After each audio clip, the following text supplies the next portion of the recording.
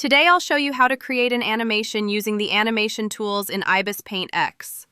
We'll go through the basics step by step, so don't worry. This video is beginner-friendly and pain-free.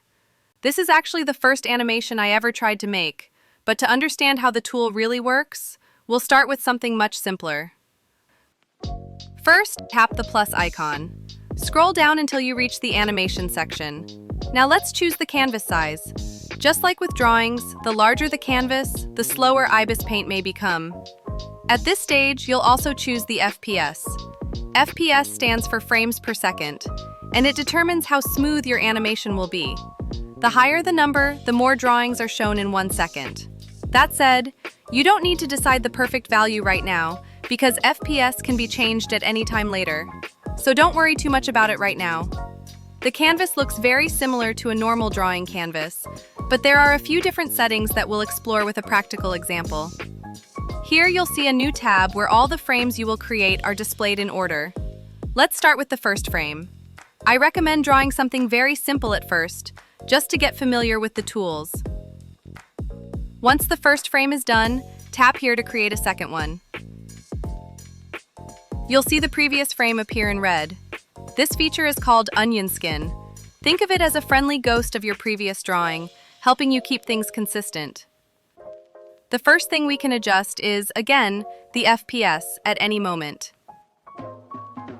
Then we have the play options, which will make more sense once the animation is finished, so we will see later how it works. Finally, there are the onion skin settings.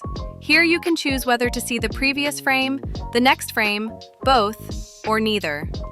You can also decide how many frames to show, for example, 2 before and 2 after, and adjust their color and opacity. Besides FPS, you can also change the duration of individual frames. Keep in mind that FPS and frame duration are closely connected. Changing one will affect the other. My advice is to adjust the FPS if your animation feels too fast or too slow.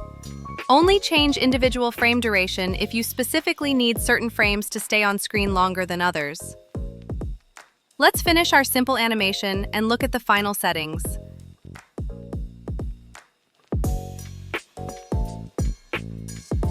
Now let's talk about play options. You have 3 choices: loop, ping pong, and one shot. Loop plays the animation endlessly, starting over when it reaches the end. Ping pong also loops, but instead of restarting, it plays forward and then backward.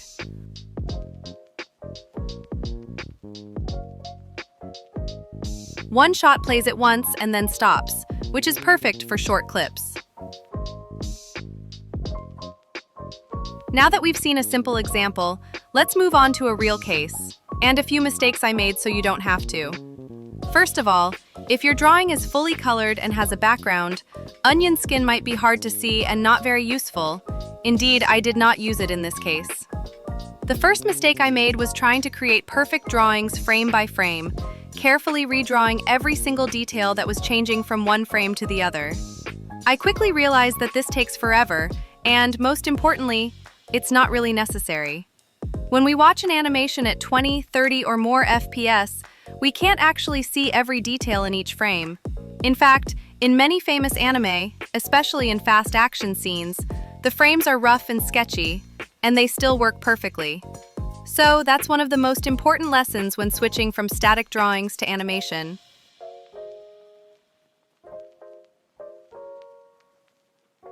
For the third frame, instead of drawing everything perfectly, I used the Liquify pen tool to moving and adjusting parts of the previous frame.